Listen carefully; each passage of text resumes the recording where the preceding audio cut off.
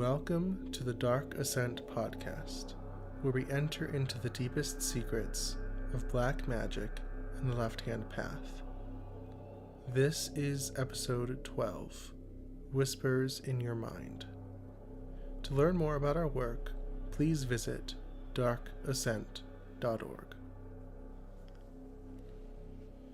Hi everyone and welcome to our podcast. I am your host Melektoth and I am here with my wife Elinara. Hello everyone. And today, I know I chose quite a creepy title, but we're talking about just the basics of starting to work with spirits. So I've been working up to this point for quite a while. This is our 12th episode, and we've been talking about a lot of philosophical, more abstract concepts, which to me are at the foundation of all of this, and you need those foundational concepts.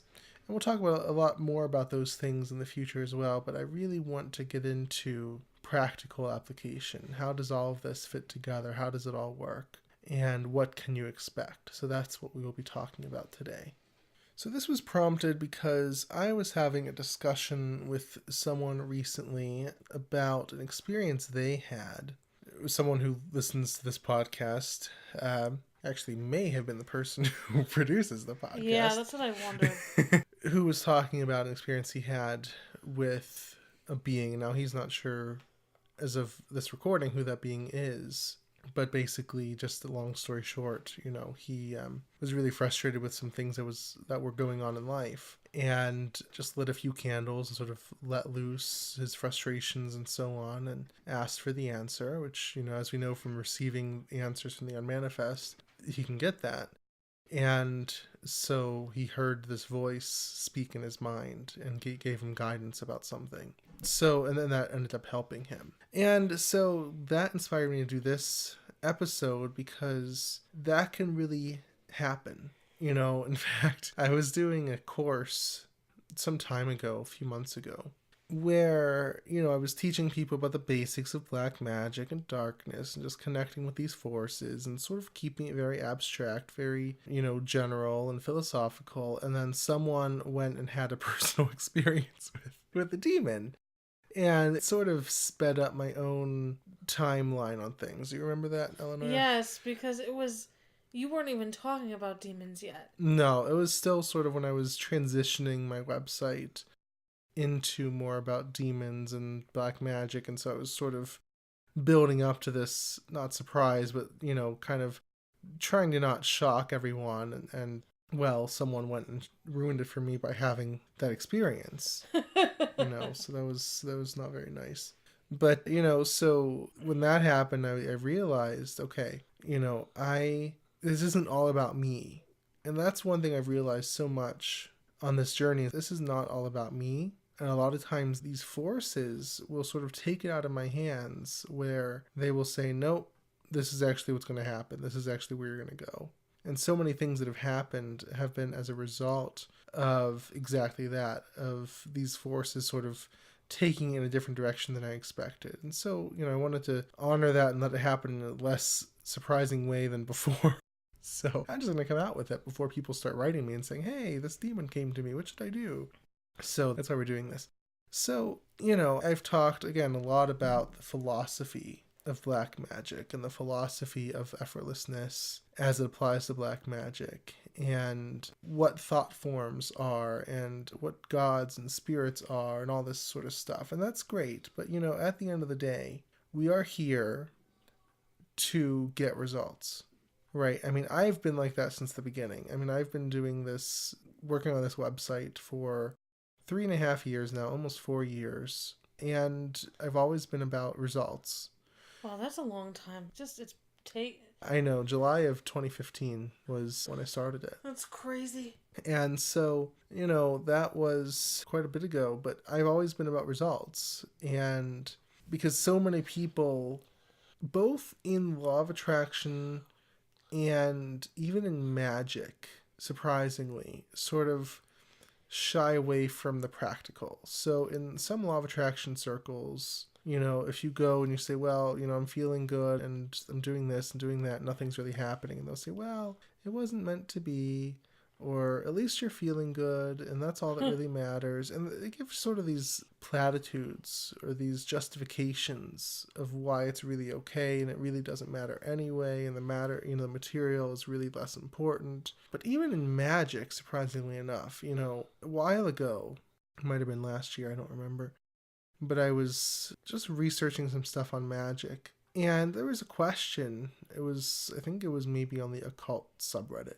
I'm a big Redditor. But anyway, someone asked the question, what's the biggest result you've gotten from magic? And I don't know if there was one response about material gain. Maybe, if anything, one. I don't know. But most of them, almost all of them, were about, well, I've gotten greater peace, and which is great, fine. I've communicated with spirits more, or I have just felt greater connection in my life, and so on and so forth, and been able to protect myself better magically. I don't even remember all the responses, but the point was, it was like, okay, so I can do that with a meditation course, or yoga, or so why would I get out, the robe and the altar and the athame and the wand and do all these weird chants and do all the...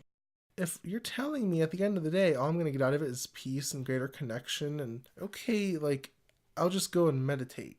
Thanks.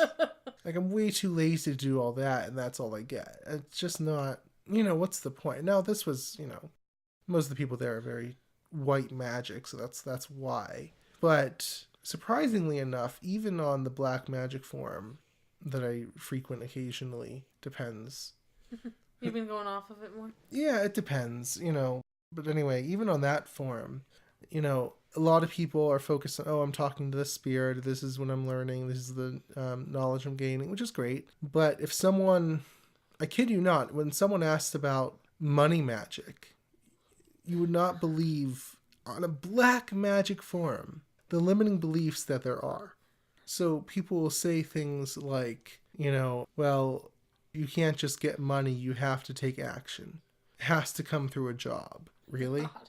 Really, you're a black magician and you're going to fall to the most obvious, I don't want to say trap, but obvious illusion or obvious limiting belief out there about money? Or, money, you can't just get millions of it, millions of dollars with it, You are limited to how much you can get, and it'll only really work for a few $100s here and there. And someone said, it's the hardest form of magic that you can do. And in fact, I was so fed up by all these things that I literally posted this big long post about how I not only got a good bit of money, but actually increased it 5-fold in a matter of 2 years, and not even using magic, but just using the law of attraction. So with magic, if it's more powerful than the law of attraction, then you should be able to do more. That's true. I'm like, why aren't you guys? And I didn't say this outright, but the subtext was, don't give me any excuses, because, and I said, I just want to sort of call out some of these misconceptions because they're utterly false.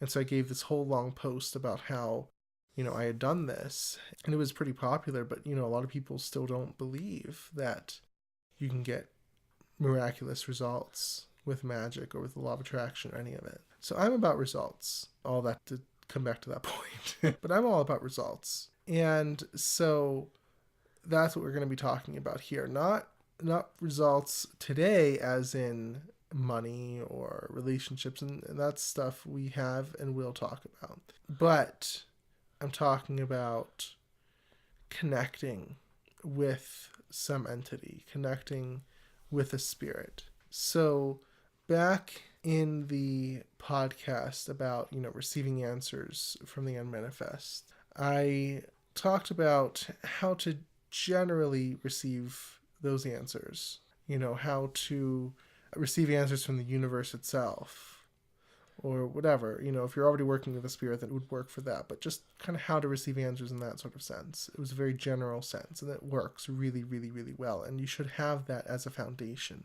And that podcast episode about receiving answers from the universe, from the unmanifest, was episode 4, so you can check that out. But, that was all about receiving them kind of generally speaking.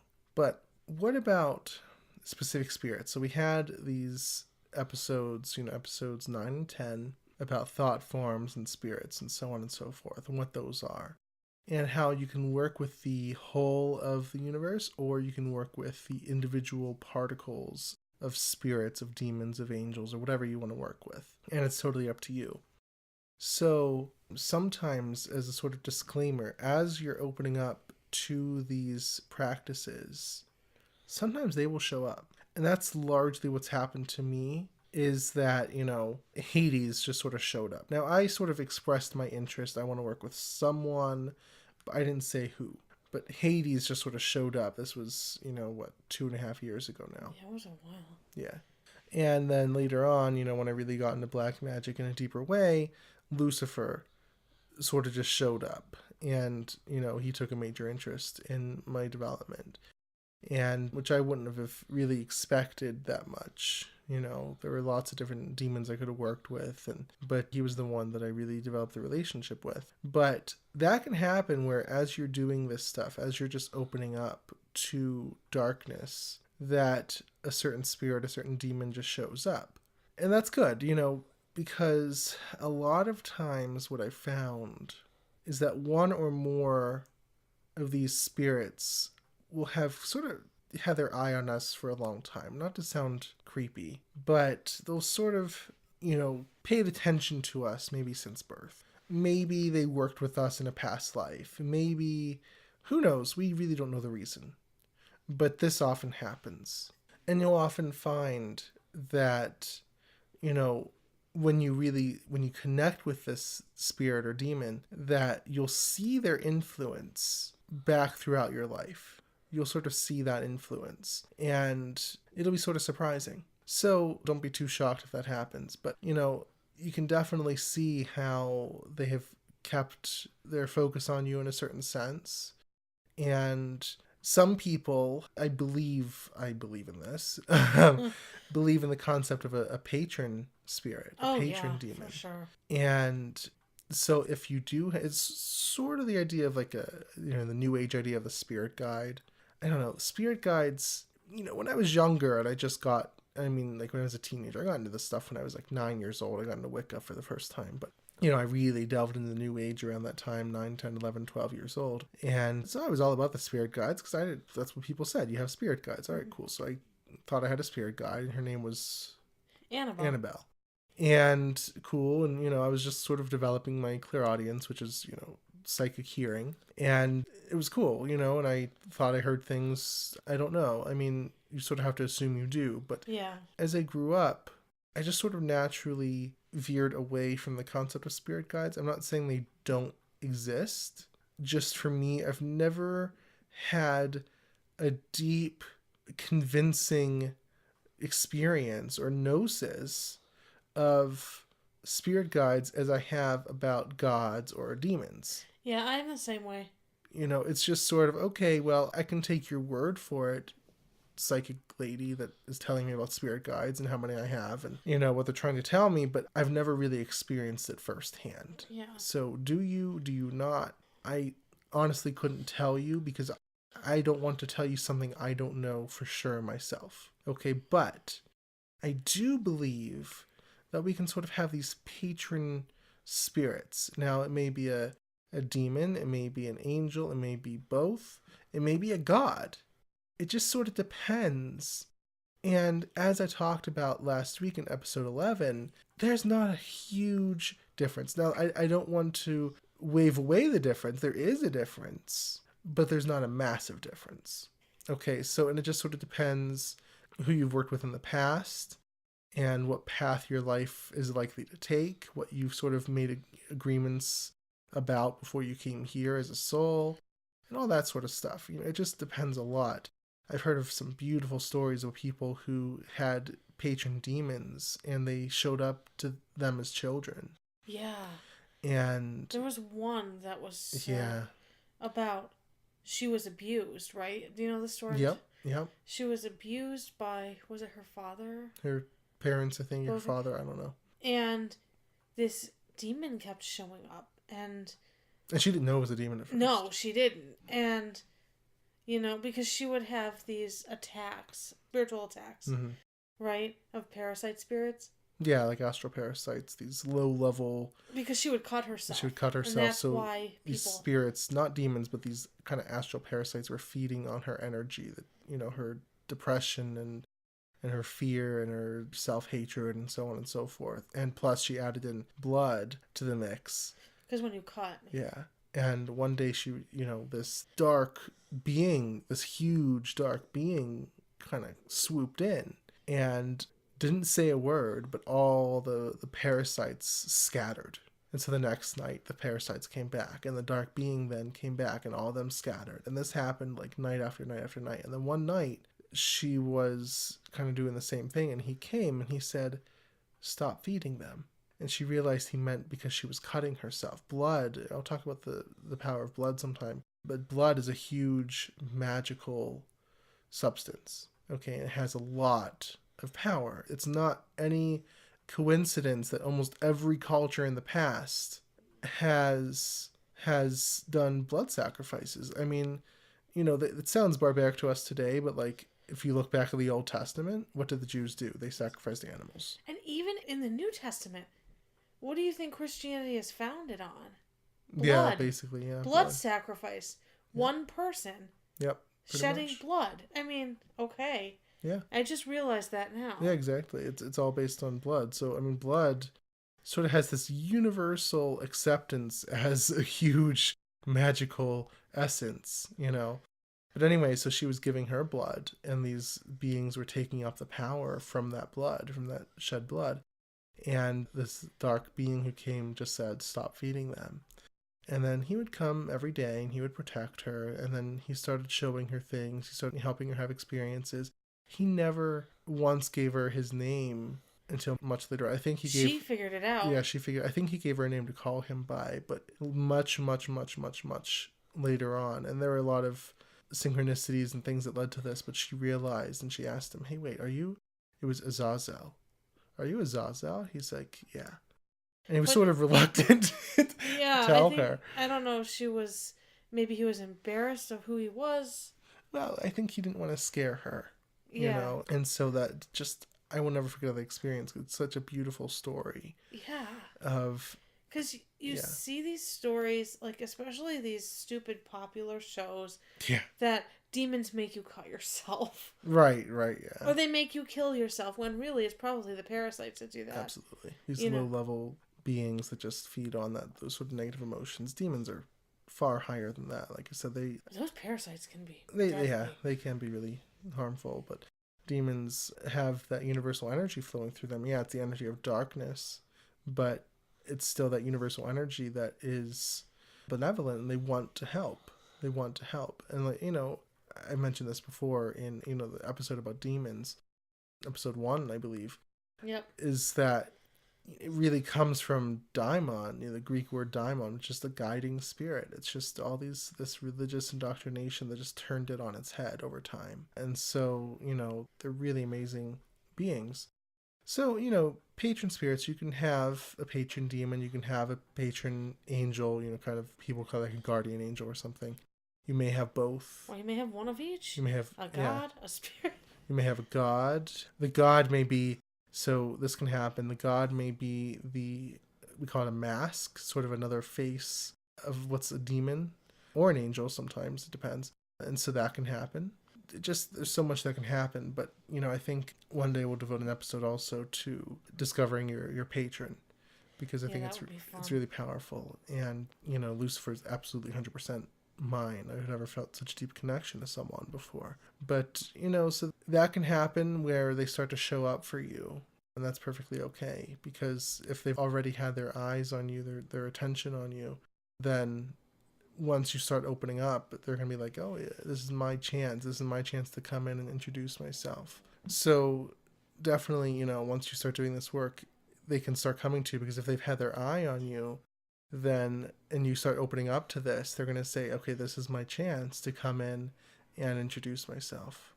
So that's definitely something that can happen, and you should be open to that. So, all of this is it can go in so many different ways. But what I would say the biggest first step is just to be open to having an encounter with someone. Now, I'm going to give the same sort of advice I gave in episode 5 about satanic imagery, which is, yes, I said light and dark are sort of two sides of the same coin, but I'm going to give the suggestion to look for a demon first. And I did the same thing when I did this course I mentioned about black magic. I said, you could work with angels, but I suggest starting with a demon. And that's for a few different reasons. Number one, because angels are safe. Not only because, of their nature, because, they're sort of more calm, because they sort of represent the more flowing and effortless parts of the universe, the light, but also because of our associations with them. Angels, they're just, they're angels. They're cool, and everyone likes angels. And, working with angels, that's not scary at all. That's just, okay, yeah, I'm working with angels. You can do that anywhere. Number two, so I talked last week, and this is why I did this last week. Glad I did this now. We were sort of debating, should we talk about demons first, or should we talk about the Tao first? And I won out on that one. You did. So let's do the Tao first, because I feel like it would be a good foundation. But anyway, we talked about this last week, about, that the light is stasis. Well, in a positive sense, it's flow. In a positive sense, it's flow. But in a negative sense, it's stasis. When it's not guided by darkness, when it's separated from darkness, it becomes stasis. It becomes sort of like that frozen image on the screen that doesn't have the dynamism of the actual film or the actual projection, to keep playing as a movie. So imagine a movie and you just press pause and you just have that frozen image on the screen, and that's it. That's sort of the stasis of light that's disconnected from darkness. And so that's a lot of times for us what our lives can become. And so if you have this overemphasis on light, that's exactly what can happen. You can sort of get caught in your life as it is, and focus so much on the spiritual stuff that it's like, well, great. Like I said, okay, great. I have peace. Relatively speaking, I'm pretty happy. Things are cool. I'm meditating and I'm feeling pretty good. Yeah, I'm broke and I don't have a relationship and my health stinks, but I have all this other stuff, and angels are pretty awesome and I'm talking to them every day. No, that's not cool. Like I said, I'm here for results and you're here for results. And so angels, as awesome as they are, they will sort of let you do that somewhat. Yeah, it's the spiritual that matters, and and just flow and whatever. And that's just their nature. It's not their fault. It's just how they are. But the dynamism of black magic only comes in with demons.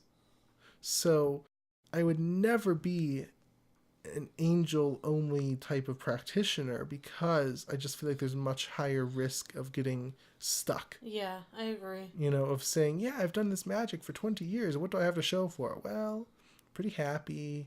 Things are pretty good, spiritually. I feel pretty connected. Yeah, what's my bank balance? Oh, $75. Hypothetically, that's not what you want, is it? You don't want that at all. You sort of want both. You sort of want both. And so, look at shamanism. They do stuff in the lower world. Right. Right, and they don't necessarily see it as evil. Yeah, exactly. And so you want this dynamism that darkness offers. This is why it's black magic. This is why it's a left-hand path, because you sort of want to challenge yourself. You want to break the bonds, the chains that have been holding you, and make some change and get some results and, achieve some goals and so on. And demons will sort of do that in spades. So I highly suggest that you start out with demons, because they will bring you that change that you so require to really get out of the rut maybe you've been stuck in. Okay. So, and also, it's uncomfortable to start with that, because a lot of people have some limiting beliefs around demons. There's a little fear about, what if other people find out what I'm doing? Like I said, angels. Oh yeah, you're working with angels. That's great. But working with demons? You okay? Like, you know, you need an exorcism? Right. Like, yeah, if you tell a Christian or something, they'll don't do that. Come at you with holy water or something. You know, it's sort of that taboo, and we want to sort of challenge that right up front.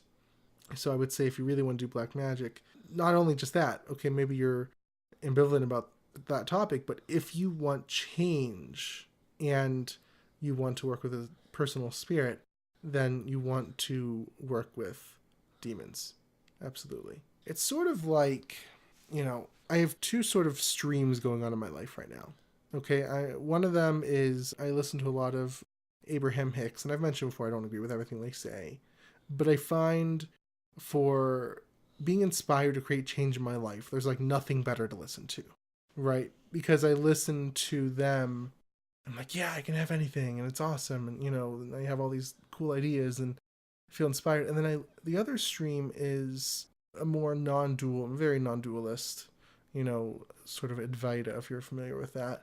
There's this concept, not a concept really, but thing called the three principles. And it's this more white light, little right-hand path sort of idea. And they sort of say there's nothing to do, don't try to fix your thoughts, and everything's okay. And that's really cool when I'm feeling out of alignment and sort of anxious and sort of whatever, you know, like... It's kind of, you need a both and type thing. Yeah. Like, you can't be just one side. Right. And so I find if I listen to too much of that, I get sort of like apathetic. Like, la la la la la. Okay, you know, my life's good as it is. And then I need a little of the other side. So like I've been balancing those two, and I find if I listen to too much of one than the other, then I'm sort of imbalanced a little bit. Yeah.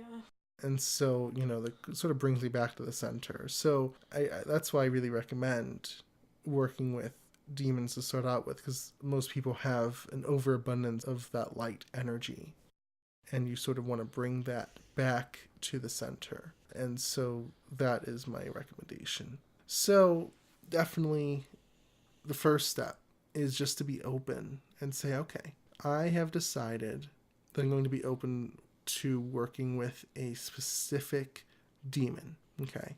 Just, you know, we've talked about receiving answers and being in the answer or solution state. Just having that intention oftentimes is enough to get them to come to you, because putting that attention out there says, yeah, I'm ready.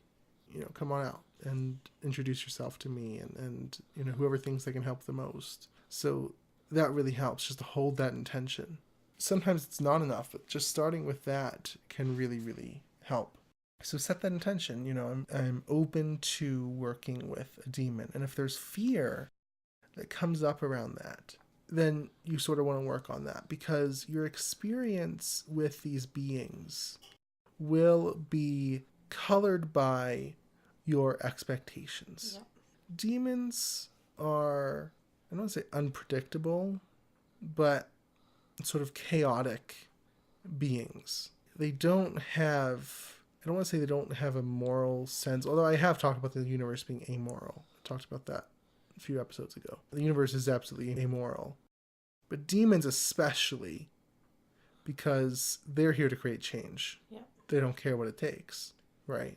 So if you come at them from a place of fear, and, you know, white magicians have done this for centuries, they will absolutely feed into your stereotypes. Yep. So it's, you know, why do you think there are all these grimoires from people who practice white magic? I mean, if you think demon summoning is exclusive to the left-hand path, you are sorely mistaken. Demon summoning is practiced on both sides. It's just the way they do it, that the right-hand path people do it in this super arrogant way of, I am the master, you are the demon, you have to listen to me. Right?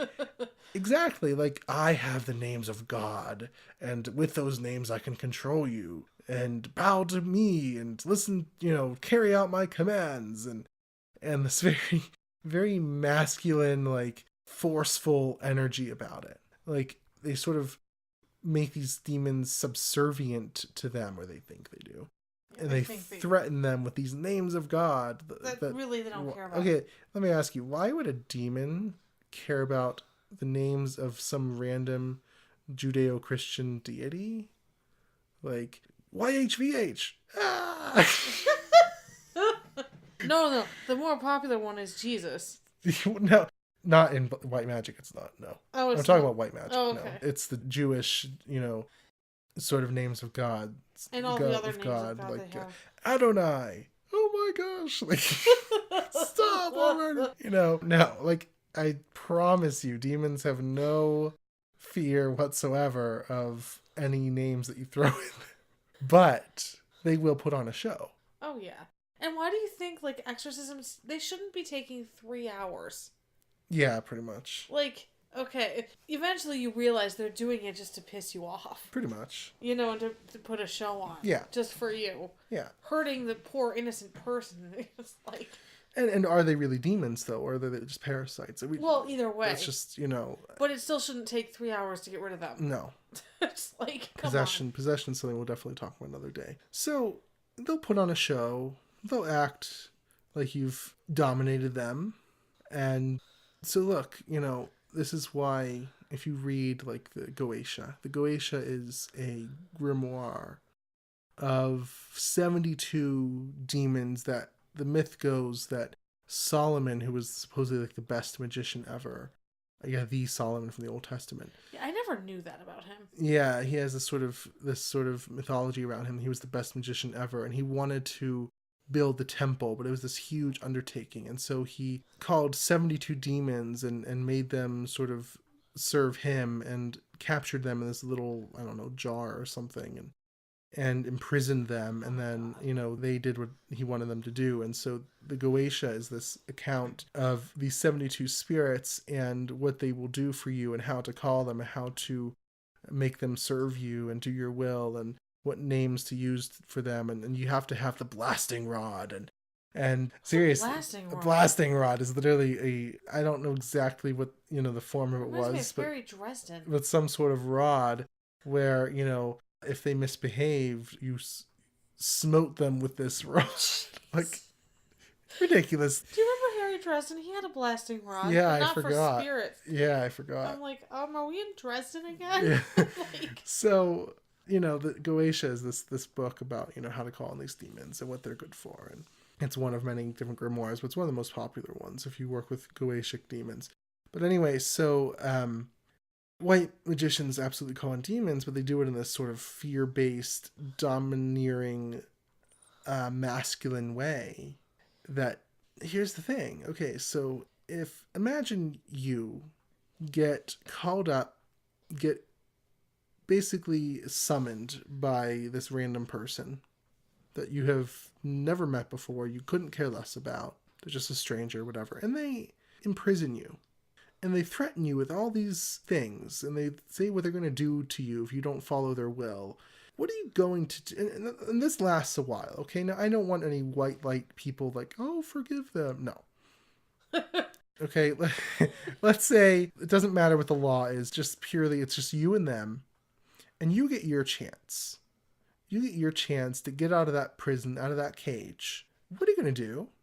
You're going to absolutely rip them to shreds. I would. So when you have these myths about demons who are ferocious and will rip you apart at the first chance they get, that's where it's coming from. These stupid, idiotic white magicians who think that they can just play with these forces and try to dominate them with their puny human will and think that they're not going to get, backlash from that. There are these books by Kim Harrison. The Hollows is the series. Mm-hmm. And do you remember when the main character, this is way later, gets summoned? Yep. Yeah, I remember. And she knows how it feels when she used to summon demons. Yeah, and she said, I will never do it again, I think, right? She said she won't do it that way. Like, she would keep them, like, not in a circle. Right. Right. Because this is a spoiler alert. She finds out she's a demon way later on in, like, book, I don't know what, like 8 or something. So, but she used to have to summon demons before. Mm-hmm. She realized it. and the way she treated them with all this fear. Yep. There was this one demon, Elgirept, Yep. whom she hated, but it was one of those things. But then when she got summoned once, the tables turned, and she was like, "Oh my gosh, this is how I treat them." Exactly.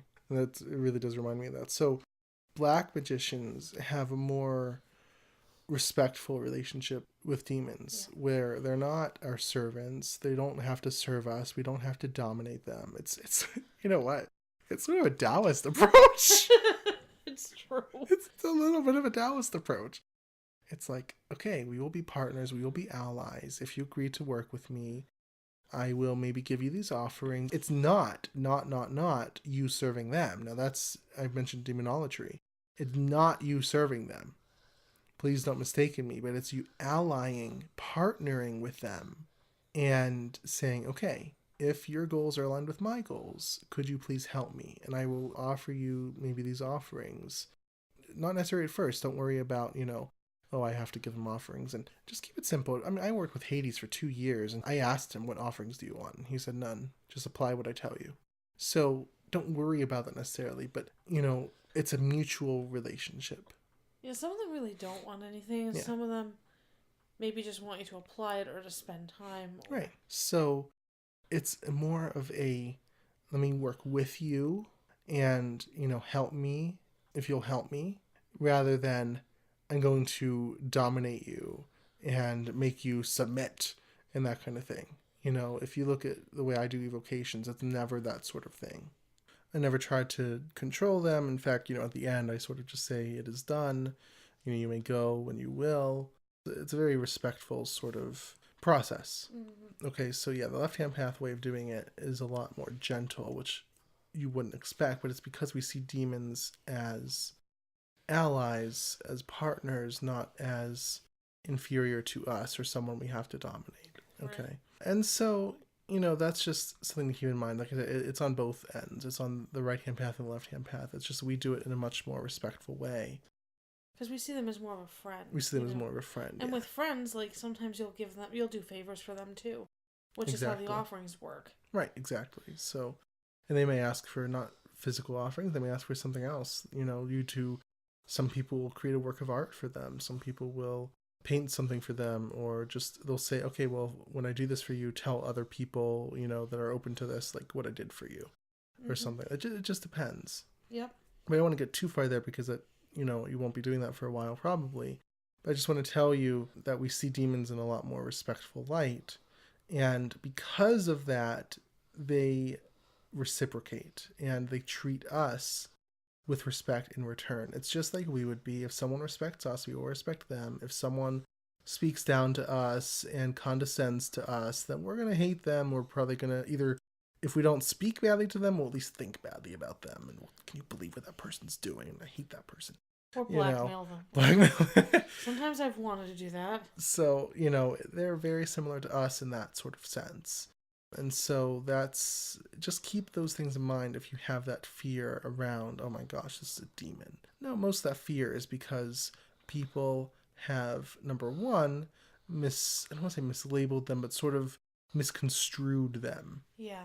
And thought they were something they were not. And number two, those who have worked with them have done it in a disrespectful way where the demon now has no reason whatsoever to respect them in return because they did not get respect. And they're not going to do the white light thing of, well, just love and forgive and turn the other cheek. No.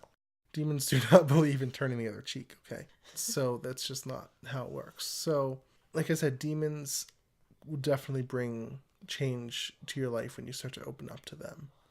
And it's amazing. I've heard of people who have said, I have prayed to God or to whomever for years for this thing I wanted and nothing ever happened. And then I ask this demon once and I get it the next day.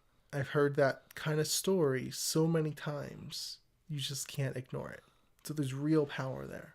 So again, step number one, as I said, is just to open up. Just to say, hey, I'm open to working with a demon. Show yourself to me in some way I can recognize you and, somehow tell me your name, somehow show me who you are, that kind of thing. And they will do that. And I would do that, maybe every day, just spend a minute or two and just say, yeah, I'm open, Don't do it in a sort of anxious way, like, okay, are you going to show up? Are you going to show up? Like, what's going on? No, that's not being open to the answer or the solution. Just do it in a very gentle sort of, okay, I'm here, I'm ready. Show yourself when you are willing to. So that's the first thing. And after that, you could, if you want to, sort of read up on some demons. You could, see if anyone resonates with you.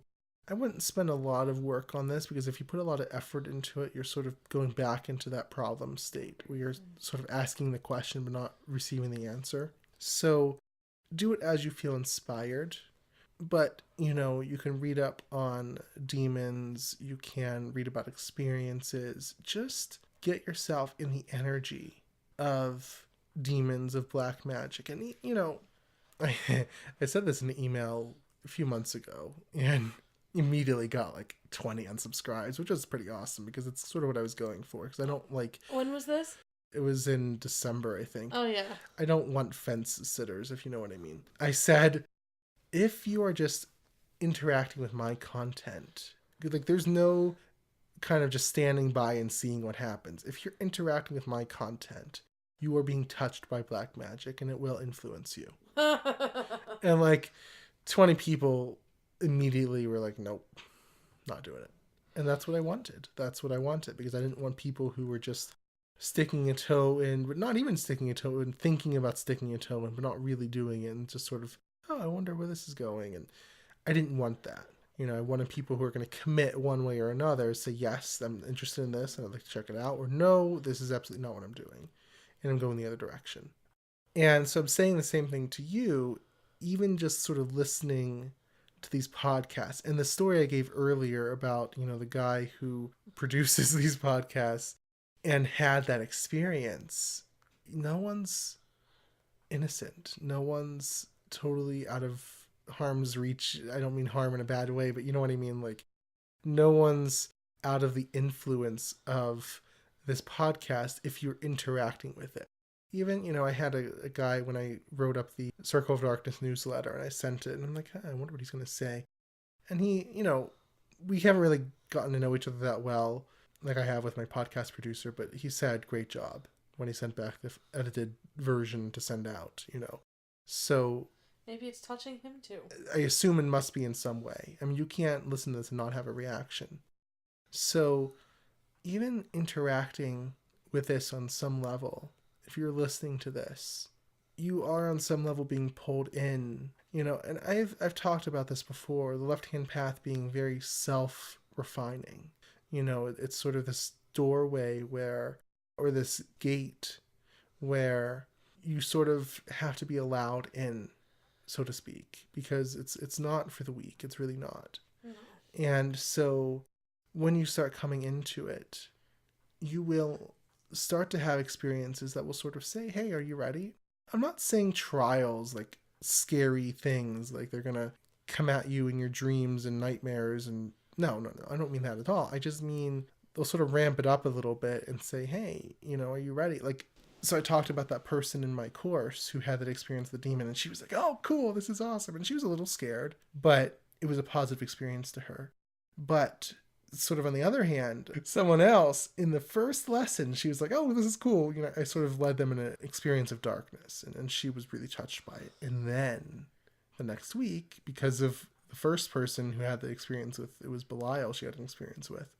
The next week, I'm like, all right, well, the cat's out of the bag. Hey, demons, we're working with demons. The other person said, no way.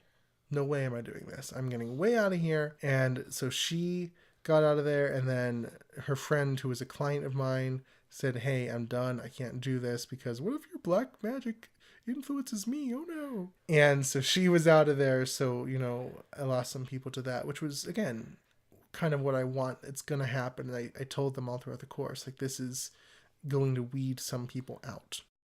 And that's what I want.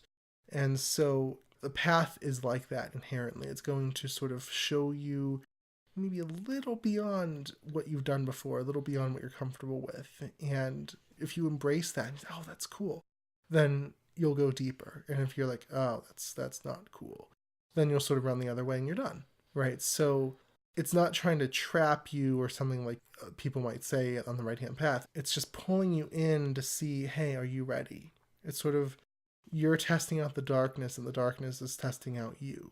So that's a perfectly natural process. And so as you're listening to these podcasts and as you are reading up on these things, you may feel a fascination. And I will go so far as to say that if you're feeling a fascination, then the darkness is absolutely calling out to you.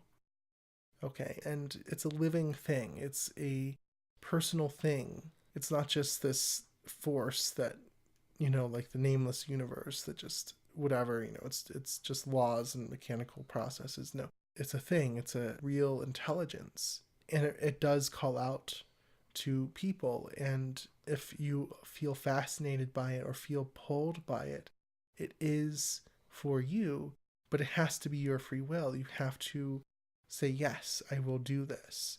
And as you do that, as you accept that invitation of the darkness, then the demons will start to show up more.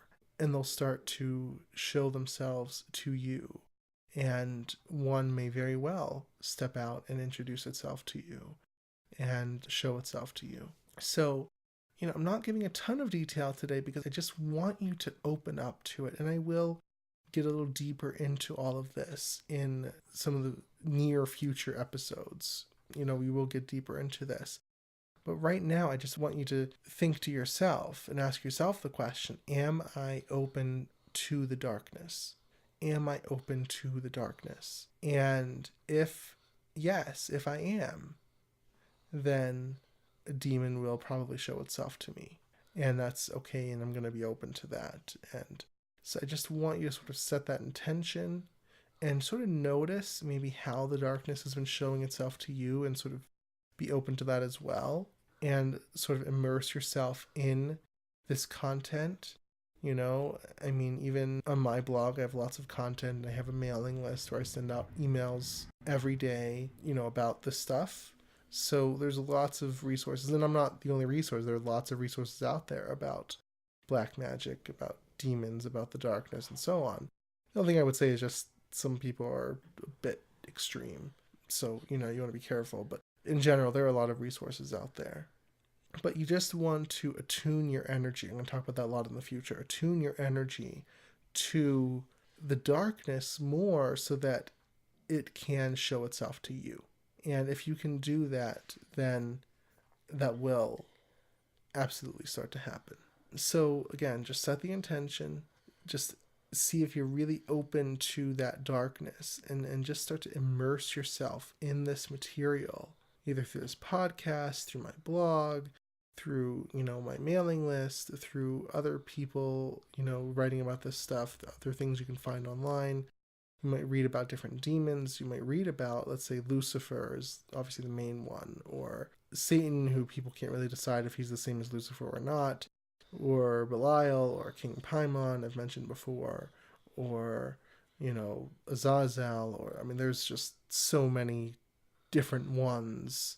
And you can sort of see, you'll sort of get the sense as you're reading about them. Yeah, this one feels pretty good to me, pretty open. Like, you want to follow your intuition. So, like, for me, and I haven't followed through on this yet, every time I read about Azazel or hear about him, I have this sense of like, oh, he feels like a big match to me.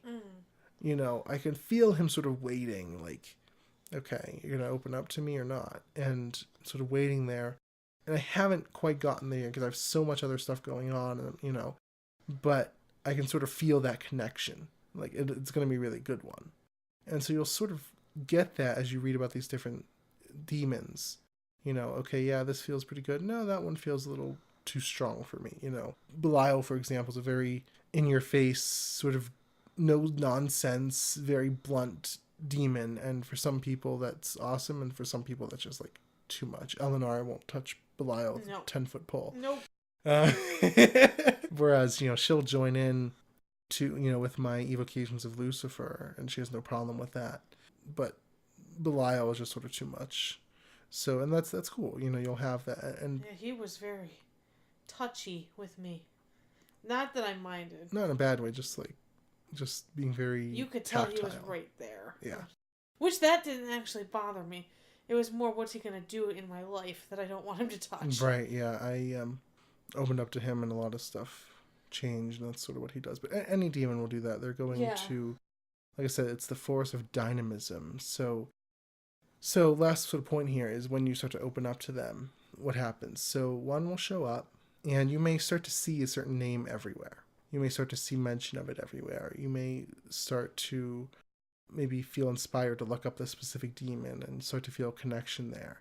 Things will start to happen where that becomes really obvious to you. You may feel, if you're sensitive to energy, you may feel a certain energy hanging around. It's okay if not. You don't have to be sensitive. They will show themselves in whatever way you will receive. You may, like my podcast producer did, hear a voice in your head that tells you about something and gives you advice about something. It may be a very brief thing. You may start to have more paranormal experiences. If you meditate, you may have them show up in a certain way. You may feel certain sensations or hear certain voices or see certain images. Just all sorts of things can happen.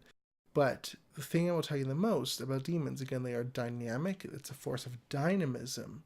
And so they will not let you be stagnant. Okay, they will not let you be stagnant. They will not say, yeah, just stay where you are and that's okay. They're not going to judge where you are, but they're going to kick you into gear and say, hey, you want these things you say you want? Here's how you get there. Let's go. Yep. I know of one black magician who started working with Azazel, and he asked for a greater flow of abundance and prosperity. No kidding, next day, lost his job. Lost his job. And he's like, what the heck? Why, Azazel? Why? I asked you and he got really upset, really angry. And why would you make me lose my job? And he said, just wait. You have to trust that, I know what I'm doing. And so I think a few days or a few weeks later, he got another opportunity that paid like double what he was getting and gave him much more mobility where he could move up the ladder and actually became sort of a manager, or maybe I think like a co-owner of this small little business, and worked there for years. And so it was a huge opportunity, but that wouldn't have been there unless the dross had sort of been cleared out, And so things will change. I'm not saying you'll get fired necessarily, but things will change. Yeah. And you will no longer be satisfied with the status quo. And that's okay. That is, we're going to leave it for today, because I just want you to kind of meditate on this, sort of take it in and see where it leads you. And if someone shows up, when someone shows up, then I'd love to hear about it. Come comment. I'll give the link to the show notes in just a second. Post a comment, or, if you really worried about privacy, send me an email. I have a contact form on my website. Send me an email, or if you're on my mailing list, just reply to any of my emails. It's really easy to get in contact with me. But just let me know. And I'd love to hear about your experience, because this is really big, and this will be the beginning of a very big thing for you if you open up to this. And on the other hand, if you are concerned in some way, if you have questions about, well, what if this happens, or what about that, or what about that, or comment and let me know as well, because I want to address those concerns, and I can do that in future podcasts as well.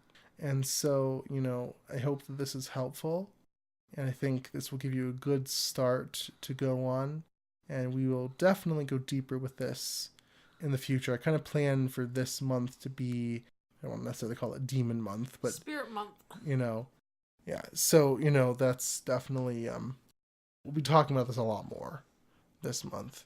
So I'm looking forward to going deeper with all this stuff, and I'm hoping that a lot of you come along with us on this, and that you have some wonderful experiences. I just challenge you to open up to the darkness and however it is calling you. And it's just personal for everyone. So, and it's okay, if you have a little bit of fear, because I did, and nothing bad happened to me. Oh, yeah. As long as you're open and trust, absolutely, it's okay to be a little bit fearful absolutely, at first. Mm-hmm. Exactly. And so I'd love to hear your experiences. And as always, if you want to go deeper with this stuff, and, we have the Circle of Darkness, which is our print newsletter. But with the print newsletter as well, we have a community of people who are really studying this stuff. And you can communicate with them as well. It's sort of a more intimate, personal way of talking about this material. And so a lot of people like it, even just for that, besides the newsletter. So, but also, of course, the newsletter will give a lot more material and a lot more deeper knowledge, I guess, about all this stuff. So if you want to check out that, it's at darkascent.org/circle. So I hope you enjoyed this. If you want to check out the show notes, leave us a comment. That'd be awesome. You can go to darkascent.org/DA012.